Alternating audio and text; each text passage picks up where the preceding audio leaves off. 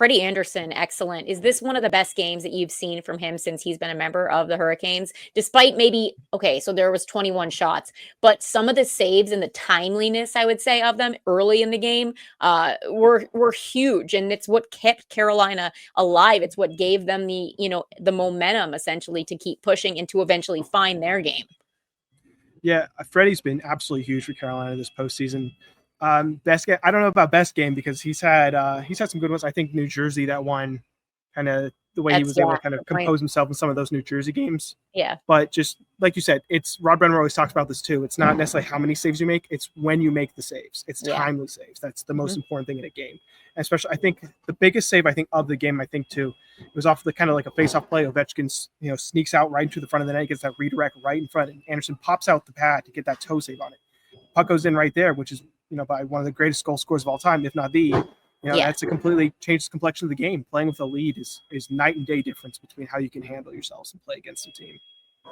Well, here's another question we've got. Do the Caps have enough depth scoring to push back in Game 4? And I'll add to that question because I saw a comment earlier that was wondering if maybe there is, an age gap between these teams in terms of Washington. Like you mentioned, they have veteran players, but obviously there's a factor that weighs on you when you are an older player.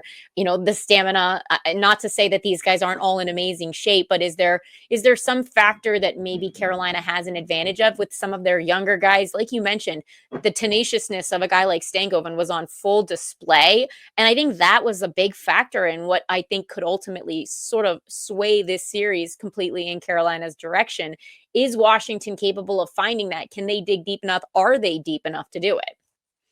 Yeah, I think Washington has some good bottom six players, but none of them are like scoring threats necessarily. I would think of, like Nick Dad, Brandon O'Haim are great defensive players, but their goals are going to come far and few between. I think the biggest problem for Washington is that their top guys just haven't made enough of an impact yet. I mean, Pierre-Luc Dubois hasn't done too much. Alex Ovechkin hasn't really gotten on the score sheet. I think outside of that first game, Alexei Protas hasn't, made his mark. Tom Wilson had a great game too, but this game was a little bit tougher for him. I think Washington needs their top six to come through in this series because, like you mentioned, the goal scoring is not as deep, especially if they're taking Ryan Leonard out of the lineup.